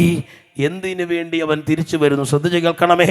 എന്തിനു വേണ്ടി അവൻ തിരിച്ചു വരുന്നു എന്ന് നമ്മൾ ശ്രദ്ധിക്കാനായിട്ട് പോകുകയാണ്. 16-ാമത്തെ വാക്യം ഒന്നുകൂടെ വായിക്കാമോ? 16-ാമത്തെ വാക്യം. കർത്താവ് താൻ ഗംഭീരനാദത്തോടും പ്രധാന ദൂതന്റെ ശബ്ദത്തോടും ദൈവത്തിന്റെ കാഹളത്തോടും കൂടെ സ്വർഗത്തിൽ നിന്ന് ഇറങ്ങി വരികയും ക്രിസ്തുവിൽ മരിച്ചവർ മുമ്പേ ഉയർത്തെഴുന്നേൽക്കുകയും ചെയ്യും. ക്രിസ്തുവിൽ മരിച്ചവർ, ശ്രദ്ധിക്കണം, ക്രിസ്തുവിൽ മരിച്ചവർക്ക് വേണ്ടിയാണ് അപ്പോൾ യേശു വരുന്നത്. അടുത്ത ഭാഗം കൂടെ ഒന്ന് വായിച്ച് 17-ാമത്തെ വാക്യം. പിന്നെ ജീവനോടെ ശേഷിക്കുന്ന നാം അവരോടൊരുമിച്ച് ആകാശത്തിൽ കർത്താവിനെ എതിരേൽപ്പാൻ മേഘങ്ങളിൽ എടുക്കപ്പെടും. സ്തോത്രം. അതിന്റെ വിശദീകരണങ്ങളിലേക്ക് കടന്നു വരാം. എന്നാൽ ഒറ്റ വാചകത്തിൽ പറഞ്ഞിട്ട് ഞാൻ മുന്നോട്ട് പോകട്ടെ. യേശു മടങ്ങി വരുന്നത് ക്രിസ്തുവിൽ മരിച്ചവർക്ക് വേണ്ടിയും ജീവനോടെ ശേഷിക്കുന്നവർക്ക് വേണ്ടിയുമാണ്. സ്തോത്രം. എന്താ യേശുവിൻ്റെ മടങ്ങി വരവിൻ്റെ ഉദ്ദേശം? ഒന്ന് ശ്രദ്ധിക്കണം. അവിടെ ഒരു വാചകം ഇങ്ങനെയാണ് പറഞ്ഞത്, ക്രിസ്തുവിൽ മരിച്ചവർ. എന്താ അതിൻ്റെ അർത്ഥം? ക്രിസ്തുവിൽ മരിച്ചവർ. ഞാൻ പ്രാരംഭത്തിൽ തന്നെ പറഞ്ഞു, മരണം എന്ന് പറയുന്നത് സാർവത്രികമായൊരു കാര്യമാണ്. മരിക്കാതിരിക്കാൻ, അല്ലെങ്കിൽ മരണം നമ്മുടെ ജീവിതത്തിൽ വരാതിരിക്കാൻ, മരണത്തെ ജീവിതത്തിൽ നിന്ന് മാറ്റി നിർത്താൻ ഇതുവരെയും ലോകത്തിൽ ഒരു മരുന്നും കണ്ടുപിടിച്ചിട്ടില്ല. യാതൊരു വിധമായ ശാസ്ത്ര സംവിധാനങ്ങളും ഡെവലപ്പ് ചെയ്തിട്ടില്ല. പൈസയുണ്ടെങ്കിൽ, സംവിധാനങ്ങളുണ്ടെങ്കിൽ, പിടിപാടുണ്ടെങ്കിൽ മറ്റു പല കാര്യങ്ങൾ നടക്കുമായിരിക്കും. ഒരുപക്ഷേ ടോക്കൺ നമ്പർ 200 ആണെങ്കിലും പിടിപാടുണ്ടെങ്കിൽ ഒന്നാമത് പോയി ഡോക്ടറെ കാണാൻ പറ്റും. പക്ഷെ അതുകൊണ്ട് മരണത്തെ പിടിച്ചു നിർത്താൻ കഴിയത്തില്ല. ഒരുപക്ഷെ പൈസയുണ്ടെങ്കിൽ ഏറ്റവും നല്ല പരിശോധന കേന്ദ്രത്തിൽ പോയി പരിശോധന നടത്താൻ പറ്റുമായിരിക്കും. പക്ഷെ അതുകൊണ്ട് മരണത്തെ പിടിച്ചു നിർത്താൻ കഴിയത്തില്ല. മരണം സംഭവിക്കും. അതുകൊണ്ട് പാട്ടുകാരൻ പാടിയത്, ഭക്തൻ പാടിയത്, കുടിലായാലും കൊട്ടാരത്തിലായാലും അവിടെ ആര് വരും? മൃത്യു വരും, മൃത്യു വരും. സ്തോത്രം. അപ്പം മരണം എന്നത് യാഥാർത്ഥ്യമായൊരു കാര്യമാണ്. പക്ഷേ ഇവിടെ പറഞ്ഞത് കാര്യം ഇങ്ങനെയാണ്, ക്രിസ്തുവിൽ മരിച്ചവർ. അപ്പം അങ്ങനെയും ഒരു മരണമുണ്ട്. അതെ, ഈ ഭൂമിയിൽ സംഭവിക്കുന്ന മരണത്തെ രണ്ടായി നമുക്ക് കാറ്റഗറൈസ് ചെയ്യാം. ഒന്ന് ക്രിസ്തുവിലുള്ള മരണം, രണ്ട് ക്രിസ്തുവിൽ അല്ലെങ്കിൽ ക്രിസ്തുവില്ലാത്ത മരണം. സ്തോത്രം. എന്താ ഇതിൻ്റെ വ്യത്യാസം? ക്രിസ്തുവില്ലാത്ത മരണം എന്താ? ക്രിസ്ത്യാനിയായി ജീവിച്ചത് കൊണ്ട് അതൊരു ക്രിസ്തു ഉള്ള മരണമാകണമെന്നില്ല. ശ്രദ്ധിക്കണമേ, എന്നെ കേൾക്കുന്ന പ്രിയ സ്നേഹിതരെ, സഹോദരങ്ങളെ ശ്രദ്ധിക്കണമേ. ഇന്ന് രാത്രിയിൽ ഞാനൊരു ക്രിസ്തീയ കുടുംബത്തിലാണ് ജനിച്ചത്. അതുകൊണ്ട് എൻ്റെ മരണം, അല്ലെങ്കിൽ എൻ്റെ ഭവനത്തിലൊരു മരണം സംഭവിച്ചാൽ അത് ക്രിസ്തുവിലുള്ള മരണമാണെന്നാരും ചിന്തിക്കരുത്. ബൈബിളിൽ ഒരുപാട് നല്ല പേരുകൾ, മനോഹരമായ പേരുകൾ, അർത്ഥമുള്ള പേരുകൾ കാണാൻ കഴിയും. അതിലൊരു പേരാണ് എൻ്റെ പേര്. അതുകൊണ്ട് ഞാൻ മരിച്ചാൽ ക്രിസ്തുവിലുള്ള മരണമാണ് എൻ്റെ മരണമെന്നാരും ചിന്തിക്കരുത്. യേശുവിന് പ്രിയരായ 12 ശിഷ്യന്മാരുണ്ടായിരുന്നു. ആ 12 പേരിൽ ഒരാളുടെ പേരാണ് എൻ്റെ പേര്. അതുകൊണ്ട് ഞാൻ മരിച്ചാൽ ക്രിസ്തുവിലുള്ള മരണമാണ് എൻ്റെ മരണമെന്നാരും ചിന്തിക്കരുത്. സ്തോത്രം. കൃത്യമായി എല്ലാ ആഴ്ചയിലും പള്ളിയിൽ പോകുന്നയാളാണ് ഞാൻ. എല്ലാ ആഴ്ചയിലും നല്ല ഒരു തുക പള്ളിയിൽ ഓഫറിങ് ഇടാറുമുണ്ട്. പള്ളിയിലെ എല്ലാ കാര്യങ്ങൾക്കും മുൻപിൽ നിൽക്കുന്നയാളാണ് ഞാൻ. കഴിഞ്ഞ ഇത്ര വർഷമായി പള്ളിയുടെ എല്ലാ കാര്യത്തിനും മുമ്പിൽ നിന്ന് ഭരണം നടത്തുന്ന ഞങ്ങളാണ്. ഇതൊന്നും പറഞ്ഞാൽ മരണം ക്രിസ്തുവിലുള്ള മരണമാകണമെന്ന് നിർബന്ധമില്ല. സ്തോത്രം. മാനുഷികമായി നിന്റെ സർട്ടിഫിക്കറ്റിൽ ക്രിസ്ത്യൻ എന്ന് എഴുതി ചേർക്കാൻ ഈ പറഞ്ഞ കാര്യങ്ങൾ, ഗുണങ്ങൾ ഒരുപക്ഷെ നിനക്ക് പ്രയോജനപ്പെടുമായിരിക്കും. എന്നാൽ ഇത് ഒരിക്കലും ക്രിസ്തുവിലുള്ള മരണത്തിന് കാരണമായി തീരത്തില്ല. അപ്പോൾ പിന്നെ എന്താ ക്രിസ്തുവിലുള്ള മരണം? ശ്രദ്ധിച്ച് കേൾക്കണമേ. വേദപുസ്തകം പറയുന്നൊരു കാര്യമുണ്ട്. റോമാലേഖനത്തിൽ പറയുന്നു, സകല മനുഷ്യരും പാപികളാണ്. ഒരു വ്യത്യാസമില്ല. എവിടെ ജനിച്ചാലും, ഏത് കുടുംബത്തിൽ ജനിച്ചാലും, എങ്ങനെ ജനിച്ചാലും, ആണായിട്ട് ജനിച്ചാലും പെണ്ണായിട്ട് ജനിച്ചാലും അതിൻ്റെ അർത്ഥം നമ്മൾ പാപിയാണ്. ഈ പാപത്തിൽ നിന്ന് പുറത്തു വരാൻ ഒരുപാട് വഴികൾ പലരും പറയുമെങ്കിലും യാഥാർത്ഥ്യമായ, സ്ഥിരമായ, കൃത്യമായ ഒറ്റ വഴിയേ ഉള്ളൂ. കാൽവരിയിൽ നമുക്ക് വേണ്ടി യാഗമായി തീർന്ന ക്രിസ്തുവിൻ്റെ രക്തത്താൽ കഴുകൽ പ്രാപിക്കണം. സ്തോത്രം. എവിടെയെങ്കിലും ഈ രക്തം ഇരിപ്പുണ്ടോ എടുത്ത് കഴുകാനായിട്ട്? സ്തോത്രം. ഇല്ലില്ല കേട്ടോ. പക്ഷേ ഇന്നും അതിന് സാധ്യമാണ്. ഒറ്റ കാര്യം മതി. റോമാലേഖനം 10-ാം അധ്യായം 9-ാമത്തെ വാക്യത്തിൽ പറയുന്നു, യേശുവിനെ കർത്താവും രക്ഷിതാവുമായി ഹൃദയം കൊണ്ട് വിശ്വസിക്കണം. 2, വായ് കൊണ്ട് ഏറ്റുപറയണം. അങ്ങനെ ചെയ്യുമ്പോൾ ഈ പാപത്തിൽ നിന്ന് നമ്മുടെ ജീവൻ കഴുകൽ പ്രാപിക്കും. സ്തോത്രം. അങ്ങനെ ചെയ്യുമ്പോൾ നമുക്ക് കിട്ടുന്ന ഒരു സമ്മാനമാണ്, ഒരു അംഗീകാരമാണ് രക്ഷ. സ്തോത്രം. ഇത് പറയുമ്പോഴും എനിക്കൊരു ആശങ്കയുണ്ട്. ചിലർ പറയാറുണ്ട് ഒരിക്കൽ രക്ഷ എന്നത് നേടിക്കഴിഞ്ഞാൽ എങ്ങനെ ജീവിച്ചാലും കുഴപ്പമില്ല, കാരണം ഫിക്സഡ് ആയിട്ട് ഈ രക്ഷ കിടക്കുമെന്ന്. അല്ലല്ല, വേദപുസ്തകം പറയുന്നു, എബ്രായ ലേഖനത്തിൽ പറയുന്നു, സത്യത്തിൻ്റെ പരിജ്ഞാനം ലഭിച്ച ശേഷം നാം മനഃപൂർവ്വം പാപം ചെയ്താൽ ഇനി ബാക്കിയുള്ളത് ഒരു യാഗമല്ല, ഇനി ബാക്കിയുള്ളത് ഒരു കർമ്മമല്ല, ഇനി ബാക്കിയുള്ള ഒന്ന് മാത്രമാണ്, അത് കോപത്തിൻ്റെ അഗ്നിയാ. സ്തോത്രം. എന്താ അതിൻ്റെ അർത്ഥം? രക്ഷിക്കപ്പെട്ട നാം ദിനംതോറും ആ രക്ഷയെ പുതുക്കിക്കൊണ്ടിരിക്കണം എന്ന് പറഞ്ഞാൽ അതിൻ്റെ അർത്ഥം നാം ജീവിക്കുന്ന ഈ ലോകം പാപം നിറഞ്ഞ ലോകമാണ്. നമ്മുടെ ചുറ്റും പാപം നിറഞ്ഞ സാഹചര്യങ്ങളാണ്. അതുകൊണ്ട് ഓരോ ദിനവും അവസാനിപ്പിക്കുന്നതിന് മുമ്പ് നമ്മെ സ്വയപരിശോധന ചെയ്തിട്ട് നമുക്ക് ഉറപ്പ് വരുത്താൻ കഴിയണം, എനിക്ക് ലഭ്യമായി തീർന്ന ഈ രക്ഷ നഷ്ടപ്പെടാതെ എൻ്റെ കൂടെ എൻ്റെ കയ്യിൽ അതുണ്ട്. അല്ല, എവിടെയെങ്കിലും പരാജയം സംഭവിച്ചിട്ടുണ്ടെങ്കിൽ അതിനെ ഒന്നുകൂടെ പുതുക്കി അതിനെ ഒന്ന് ഉറപ്പിക്കണം. സ്തോത്രം. ഇനി എന്ന് വരെ അത് ചെയ്യണം? 7 ദിവസം, 14 ദിവസം, 1 മാസം, 2 വർഷം? അല്ലല്ല, അത് നമ്മുടെ ജീവിതത്തിൻ്റെ അവസാന ശ്വാസം ശരീരത്തിൽ നിന്ന് വേർപെടുന്നത് വരെ ആ രക്ഷയെ പുതുക്കിക്കൊണ്ടിരിക്കണം. സ്തോത്രം.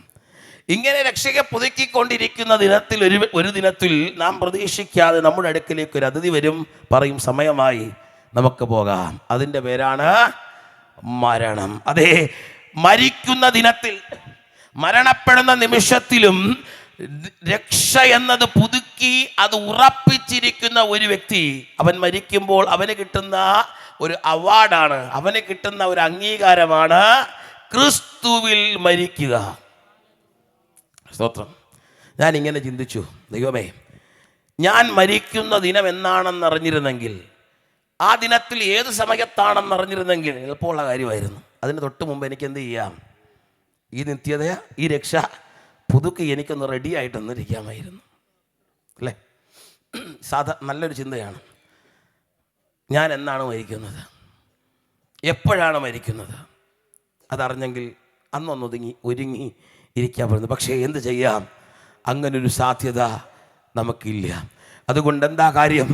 ഓരോ ദിവസവും ഇന്നാണ് എൻ്റെ ദിനം, ഇന്നാണ് എൻ്റെ ദിനം എന്നുള്ള ചിന്തയോടുകൂടെ നമ്മുടെ ജീവിതത്തെ നിത്യതയ്ക്കു വേണ്ടി, അഥവാ മരണത്തിനു വേണ്ടി, ക്രിസ്തുവിൽ മരിപ്പാൻ വേണ്ടി, രക്ഷ നഷ്ടപ്പെട്ടു പോകാതെ അതിനെ പുതുക്കി പുതുക്കി പുതുക്കി കൊണ്ടുപോകണമെന്നാണ് ദൈവത്തിൻ്റെ ആത്മാവ് നമ്മളോട് ബുദ്ധി ഉപദേശിക്കുന്നത്. സ്തോത്രം. ഒരു കാര്യം കൂടെ ഒന്ന് ചേർത്ത് പറയട്ടെ. പറയാൻ കഴിഞ്ഞ 10 വർഷങ്ങൾ നമുക്ക് പറയാൻ നല്ല അനുഭവമുണ്ട്. കഴിഞ്ഞ 10 വർഷവും എല്ലാ ദിവസവും രക്ഷയെ പുതുക്കി വരാം. പക്ഷേ ഇന്നൊരു വീഴ്ച പറ്റി. കുഴപ്പമുണ്ടോ? ഇന്നലെ വരെ കൊണ്ടുവന്നതെല്ലാം 0യിലേക്ക് എത്തിയെന്ന് മറന്നു പോകരുത്. ഇന്ന് പുതിയതാണ്. ഇനി പഴയ അവസ്ഥയിലേക്ക് വരണമെങ്കിൽ ഒറ്റ വഴിയേ ഉള്ളൂ, ആ രക്ഷയെ പുതുക്കണം. സ്തോത്രം. ഞാൻ പറഞ്ഞത് തെറ്റുകളിലേക്ക് പോകണമെന്നല്ല, വീഴ്ചകളിലേക്ക് പോകണമെന്നല്ല. പകരം എവിടെയെങ്കിലും ഒരു പരാജയം സംഭവിച്ചിട്ടുണ്ടെങ്കിൽ ഇന്നു രാത്രിയിൽ നമുക്കൊരു സ്വയശോധന ഉണ്ടാകണം. ഇന്നു രാത്രിയിൽ നമുക്കൊരു തിരിച്ചറിവുണ്ടാകണം. വീഴ്ച വന്നു പോയാൽ നിത്യത എനിക്ക് നഷ്ടപ്പെടും. സ്തോത്രം. അങ്ങനെ നിത്യതയെ പുതുക്കിയവരാണ് ക്രിസ്തുവിൽ മരിച്ചവർ. സ്തോത്രം. അല്ലാത്തവരെല്ലാം ക്രിസ്തുവില്ലാതെ മരിച്ചവരാണ്. അപ്പോൾ ചിലർ ചോദിക്കും, ദൈവദാസനെ, ഇത് കേട്ടപ്പോൾ എൻ്റെ മനസ്സിലൊരു ആശങ്കയുണ്ട്. എൻ്റെ പ്രിയപ്പെട്ടവർ ഇന്നിന്ന ആളുകൾ വേർപെട്ടുപോയി, ഈ ഭൂമിയിൽ നിന്ന് മാറ്റപ്പെട്ടു. അവരാരും ദൈവദാസൻ പറഞ്ഞതുപോലെ ക്രിസ്തുവിലല്ല മരിച്ചത്. എന്താ നമുക്ക് ചെയ്യാൻ കഴിയുക? ഞാനിങ്ങനെ കേട്ടിട്ടുണ്ട്, ഇത്ര ദിവസം ഇന്നിന്ന ക്രിയകൾ ചെയ്താൽ, ഇന്നിന്ന കർമ്മങ്ങൾ ചെയ്താൽ, ഇന്നിന്ന പ്രവൃത്തികൾ ചെയ്താൽ അവരെ സ്വർഗത്തിൽ എത്തിക്കാൻ കഴിയും. സ്തോത്രം. ഇന്ന് രാത്രി ഞാൻ വേദപുസ്തക അടിസ്ഥാനത്തിലൊരു സത്യം പറയട്ടെ. ഒരുവൻ ഈ ഭൂമിയിൽ നിന്ന് അവൻ്റെ ശരീരത്തിൽ നിന്ന് വേർപെട്ട് കഴിഞ്ഞാൽ അവനോ അവൻ്റെ പ്രിയപ്പെട്ടവർക്കോ അവൻ്റെ ഇടവക ശുശ്രൂഷകർക്കോ അവൻ്റെ സ്നേഹിതർക്കോ എന്തു ചെയ്തിട്ടും എവിടെ എന്തു കൊടുത്തിട്ടും അവനെ ഒരിഞ്ചു പോലും അവന് എത്തിച്ചേർന്ന നിത്യതയുടെ സാഹചര്യത്തിൽ നിന്ന് മറ്റൊരിടത്തേക്ക് നീക്കാൻ കഴിയത്തില്ല എന്ന് മറന്നു പോകരുത്. സ്തോത്രം. പോയവർ പോയി, ഇനി നമ്മൾ ഉള്ളവരാ ചിന്തിക്കേണ്ടത്. അതുകൊണ്ടാ ലാസർ എന്ന് പറയുന്ന ഒരുവൻ, ധനവാൻ എന്ന് പറയുന്ന ഒരുവൻ ദൈവത്തിൻ്റെ സന്നിധിയിൽ അബ്രഹാം പിതാവിനോട് യാചന നടത്തുന്നത്, എന്തായാലും ഞാൻ പെട്ടു, എൻ്റെ സഹോദരന്മാർ ജീവനോടെ കൊണ്ട് അവരെങ്കിലും ഇവിടെ വരാതിരിപ്പാൻ ഒരവസരം അവർക്ക് കൊടുപ്പാൻ ഈ ലാസർ ഉപദേശി അങ്ങോട്ടൊന്ന് അയക്കണം. സ്തോത്രം. എന്നാൽ ആ അബ്രഹാം പിതാവ് പറഞ്ഞൊരു മറുപടി വളരെ ചിന്തനീയമാണ്, ശ്രദ്ധിച്ച് കേൾക്കണം. ധനവാനോട് പറഞ്ഞത് ഇങ്ങനെയാണ്: ലാസർ ഉപദേശിക്ക് തന്നെപ്പോലെ ഇവിടെ നിന്ന് തിരിച്ചു പോകാൻ സാധ്യതയില്ല. ഒറ്റ സാധ്യതയേ ഉള്ളൂ, എന്നെപ്പോലെ ഞങ്ങളെപ്പോലുള്ളവരൊക്കെ ഇങ്ങനെ തൊണ്ട കീറി അവിടെയും ഇവിടെയും നിന്നൊക്കെ വിളിച്ചു പറയുന്ന ദൈവത്തിൻ്റെ ആലോചന കേട്ട് മാനസാന്തരപ്പെട്ടാൽ ധനവാനെ, നിന്റെ സഹോദരന്മാർക്ക് സ്വർഗമെന്ന നിത്യതയിലേക്ക് എത്തിച്ചേരാൻ കഴിയും. സ്തോത്രം. ഇപ്പം മനസ്സിലായി കാണും എന്തുകൊണ്ടാണ് അസംബ്ലീസ് ഓഫ് ഗോഡ് ചാവടി സഭയിലെ യുവജനങ്ങൾ ഈ വർക്കിംഗ് ഡേയിലും ബാക്കി തിരക്കുകൾ മാറ്റിവെച്ച് 22ാമത്തെ മുറ്റത്ത് കൺവെൻഷൻ ഈ രാത്രിയിൽ ഇവിടെ ക്രമീകരിച്ചിരിക്കും. ഒറ്റ ഉദ്ദേശമേ ഉള്ളൂ, ഇതിന് പിന്നിൽ ഹിഡൻ അജണ്ടകളൊന്നുമില്ല, സാമ്പത്തിക നേട്ടങ്ങളൊന്നുമില്ല, അല്ലെങ്കിൽ വിദേശത്ത് നിന്ന് ആരെങ്കിലും പൈസ തരാം, നീ നടത്തിയ പ്രോഗ്രാമിൻ്റെ ഫോട്ടോ കാണിച്ചാൽ മതി എന്ന് പറഞ്ഞത് കൊണ്ടല്ല. ഈ മഴ വഹിക്കാതെ, സാഹചര്യങ്ങളെ നോക്കാതെ, ശരീരത്തെ നോക്കാതെ ഈ രാത്രിയിലും യേശുവിനെ ഉയർത്തുന്നതിന് ഒറ്റ ലക്ഷണമേ ഉള്ളൂ, രക്ഷമേ ഉള്ളൂ. നീ നഷ്ടപ്പെട്ടു പോകരുത്, പട്ടുപോകരുത്. ഇന്ന് രാത്രി നിനക്കുള്ള ദിനമാ, രക്ഷയ്ക്കുള്ള ദിനമാ. അത് നഷ്ടപ്പെടാതെ രക്ഷയിലേക്ക് നിന്നെ കൊണ്ടുവരാൻ വേണ്ടിയാ.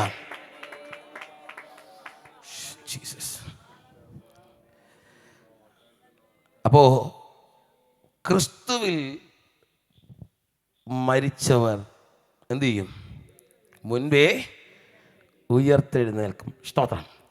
അപ്പോൾ ഒന്ന് ശ്രദ്ധിക്കണമേ, ഈ ക്രിസ്തുവിൽ മരിച്ചവർ, അവർക്ക് വേണ്ടിയാണ് ആര് വരുന്നത്?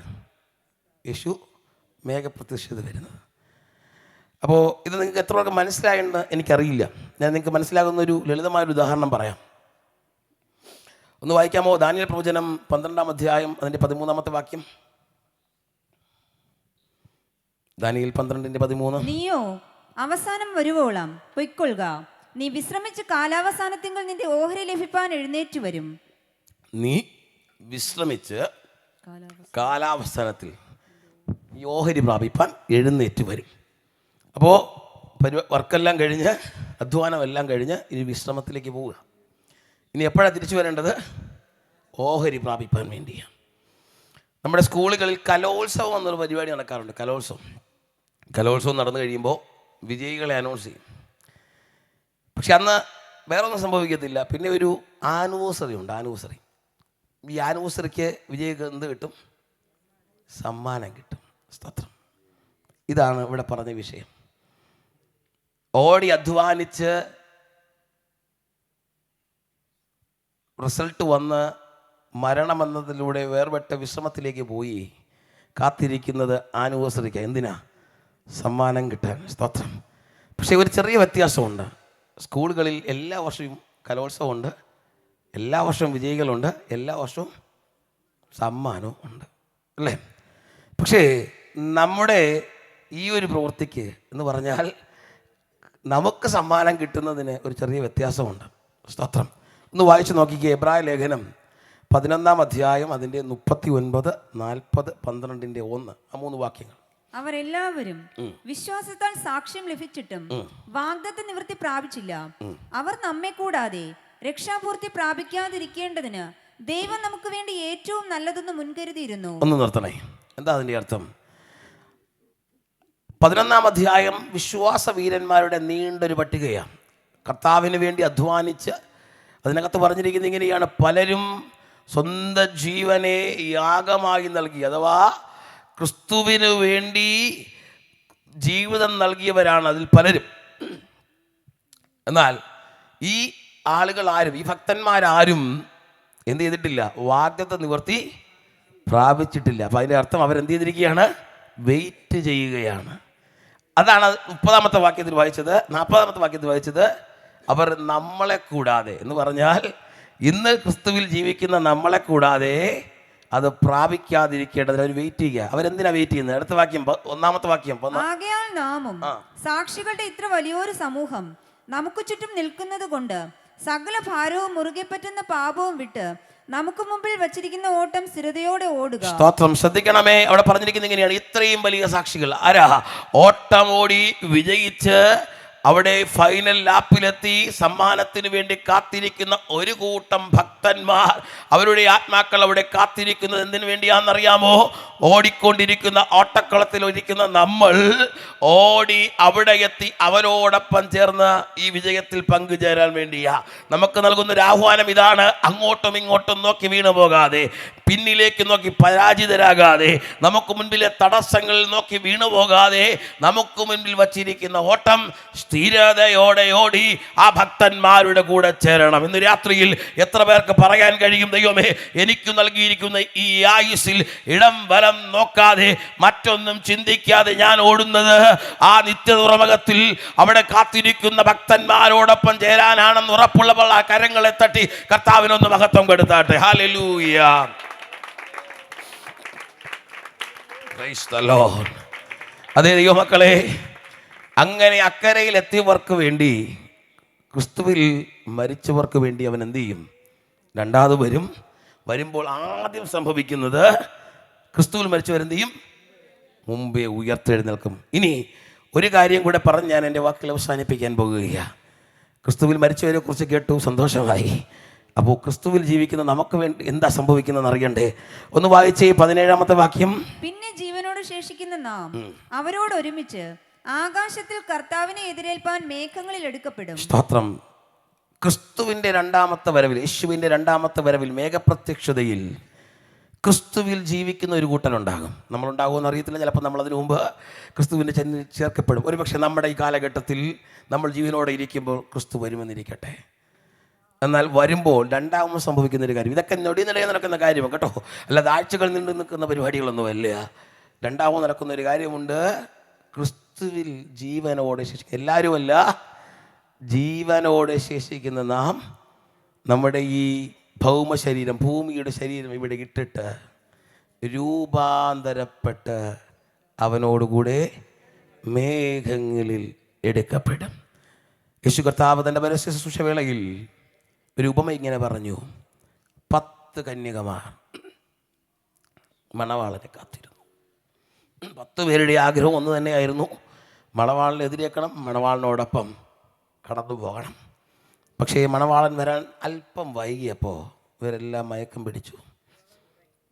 മയക്കം പിടിച്ച് മണവാളൻ്റെ ശബ്ദം കേട്ട് ചാടി എഴുന്നേറ്റപ്പോഴാണ് മനസ്സിലായത്, നോക്കിയപ്പം 10 പേര് നല്ല റെഡിയായിട്ടാണ് വന്നിരുന്നത്. പക്ഷേ വേണ്ടുന്നത് എന്തായിരുന്നു? എണ്ണ എന്താ? ഒരുക്കം. 5 പേർക്ക് കൃത്യമായ ഒരുക്കമില്ലായിരുന്നു. 5 പേര് കൈക്കൊണ്ടു, 5 പേര് തള്ളപ്പെട്ടു പോയി.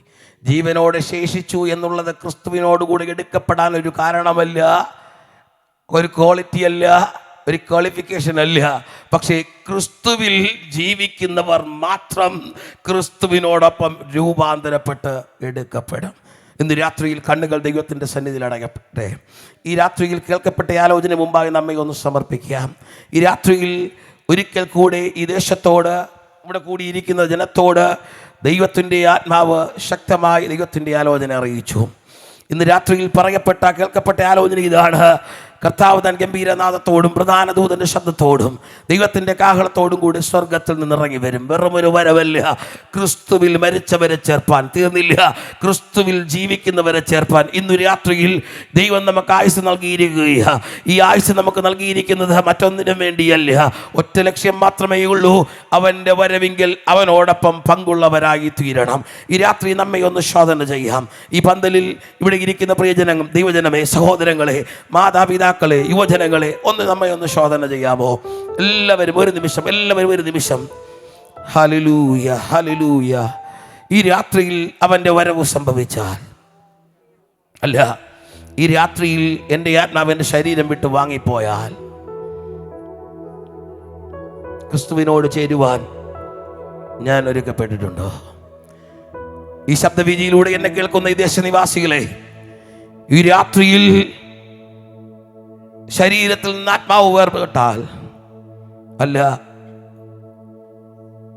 വേദപുസ്തകം പറയുന്നത് പോലെ, ഈ രാത്രിയിൽ ഇവിടെ മുഴങ്ങിക്കേട്ടതുപോലെ യേശു കർത്താവ് മടങ്ങി വന്നാൽ, നിങ്ങൾ വിശ്വസിച്ചാലും ഇല്ലെങ്കിലും യേശു കർത്താവ് മടങ്ങി വരും. മടങ്ങി വന്നാൽ അതിൽ പങ്കുള്ളവരായി തീരുമോ? ഇല്ലെങ്കിൽ ഈ രാത്രി നിങ്ങൾക്കൊരു സുവർണ അവസരമാണ്. ഈ രാത്രിയിൽ ചിലരുടെ പേരുകൾ ജീവന്റെ പുസ്തകത്തിൽ എഴുതുന്ന രാത്രിയായി. ഈ രാത്രിയിൽ ചിലരെ കൂടെ ആ രക്ഷയുടെ പെട്ടകത്തിലേക്ക് കയറ്റുന്ന രാത്രിയായി ദൈവം മാറ്റാൻ പോകുകയാണ്. ഞാൻ ഇന്ന് വരെ ഒരു രക്ഷയുടെ അനുഭവം പ്രാപിച്ചിട്ടില്ല. ഈ രാത്രിയിൽ ഞാനത് ആഗ്രഹിക്കുന്നു എന്ന് ചിന്തിക്കുന്ന ആരെങ്കിലും ഈ പന്തലിലോ ഈ ശബ്ദം ശ്രവിക്കുന്നവരായിട്ടുണ്ടെങ്കിൽ നിങ്ങളുടെ വലങ്കരങ്ങളെ നിങ്ങളുടെ മാറോടൊന്ന് ചേർത്ത് വെക്കാം.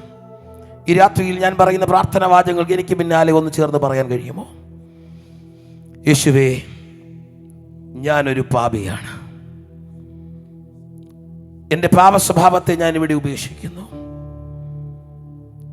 അങ്ങ് എൻ്റെ രക്ഷകനും കർത്താവുമാണെന്ന് ഞാൻ ഹൃദയം കൊണ്ട് വിശ്വസിക്കുന്നു. എൻ്റെ വായ് കൊണ്ട് ഏറ്റുപറയുന്നു. എൻ്റെ ഹൃദയത്തിലേക്ക് അങ്ങ് വരണമേ. അങ്ങയുടെ രക്തത്താൽ എന്നെ ശുദ്ധീകരിക്കണമേ. അങ്ങയുടെ പൈതലാക്കി എന്നെ മാറ്റണമേ. ഈ രാത്രിയിൽ ഈ തീരുമാനം എടുത്ത് പ്രാർത്ഥിച്ചവരെ കർത്താവ് അവൻ്റെ പ്രിയമക്കളാക്കി തീർത്ത് രക്ഷയുടെ പാത്രമാക്കി തീർത്തിരിക്കുകയാണ്.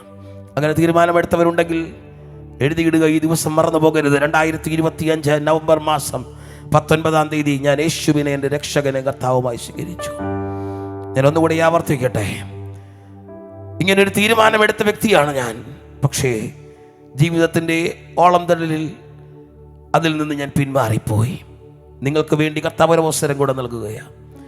മടങ്ങി വരാൻ, ആ തീരുമാനം ഒന്നുകൂടെ പുതുക്കുവാൻ, രക്ഷയെ പുതുക്കുവാൻ ഇന്ന് രാത്രി നിങ്ങൾ തയ്യാറാകുന്നുവെങ്കിൽ അങ്ങനെയുള്ള പ്രിയപ്പെട്ടവർ നിങ്ങളുടെ വലങ്കരത്തെ നിങ്ങളുടെ മാറോടൊന്ന് ചേർത്ത് വെക്കാമോ?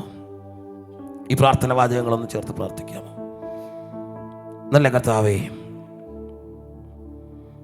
ഈ രാത്രിയിൽ ഒരു ധൂർത്തപുത്രനെ പോലെ ഞാൻ മടങ്ങി വരുന്നു. ദൈവസന്നിധിയിൽ നിന്ന് ഞാൻ അന്യപ്പെട്ടു പോയി. എന്നെ യഥാസ്ഥാനപ്പെടുത്തണമേ. എൻ്റെ രക്ഷയുടെ സന്തോഷം എന്നിൽ മടക്കി നൽകണമേ. ഈ രാത്രിയിൽ നിങ്ങളുടെ തീരുമാനത്തെ സ്വർഗത്തിലെ ദൈവം ശരിവെക്കുകയാണ്. നിങ്ങൾക്ക് വേണ്ടി ഒരു നിമിഷം കൂടെ ഞാൻ പ്രാർത്ഥിക്കുവാൻ താല്പര്യപ്പെടുന്നു. നല്ല കർത്താവേ, ഈ നല്ല രാത്രിക്കായി നന്ദി പറയുന്നു.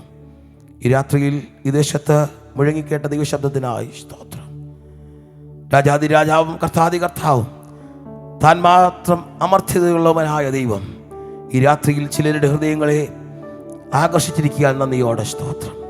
ചിലരുടെ ജീവിതത്തിൽ രൂപാന്തരം വരുത്തിയിരിക്കാൻ നന്ദി പറയുന്നു. ചിലരെ കൂടെ കർത്താവിൻ്റെ രക്ഷയിലേക്ക് ആദായപ്പെടുത്തിയിരിക്കാൻ നന്ദി പറയുന്നു.